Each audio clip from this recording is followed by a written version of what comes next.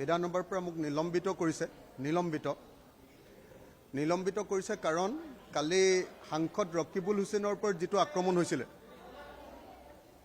সেই আক্ৰমণৰ ঘটনাক মই নিন্দা কৰিছিলোঁ আৰু আমাৰ তিনিটা দাবী আছিল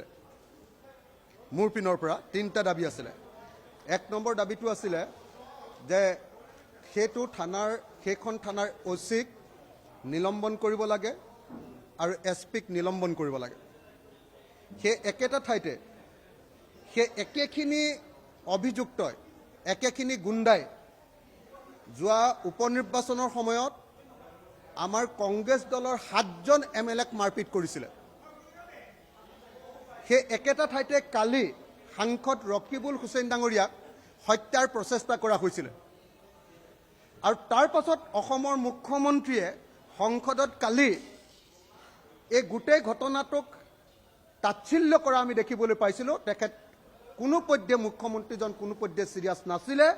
মুখ্যমন্ত্ৰীজনে বৰং কৈছিলে আমি যেতিয়া কৈছিলোঁ যে দুৰ্বৃত্তবিলাকে মুখত ক'লা কাপোৰ বান্ধি আহিছে তেতিয়া মুখ্যমন্ত্ৰীজনে কৈছিলে যে দুৰ্বৃত্তই ক'লা কাপোৰ বান্ধি নাহি বগা কাপোৰ বান্ধি আহিব নেকি সেইটো ঠাই ৰকিবুল হুছেইনৰ ঠাই তাত যদি মুখ দেখুৱাই আহে তেতিয়াহ'লে ৰকিবুল হুছেইনে একচন ল'ব এনেকুৱা ধৰণৰ এটা বাক্য কৈছিলে গতিকে এইটোৰ পৰা প্ৰমাণ হয় যে অসমৰ মুখ্যমন্ত্ৰী আৰু গৃহ বিভাগ নিজে এই আক্ৰমণৰ লগত জড়িত গতিকে আজি আমি দাবী জনাইছিলোঁ ৰাইজৰ দলৰ তৰফৰ পৰা দাবী জনাইছিলোঁ যে অ'চি আৰু এছপিক ছাছপেণ্ড কৰিব লাগে ইমিডিয়েটলি অপৰাধীকেইটাক গ্ৰেপ্তাৰ কৰিব লাগে আৰু অসমৰ মুখ্যমন্ত্ৰীয়ে আহি নিজেই ইয়াত সদনত বিবৃতি দি ক'ব লাগে যে এনেকুৱা ঘটনা ভৱিষ্যতে আৰু কেতিয়াও অসমত নহয়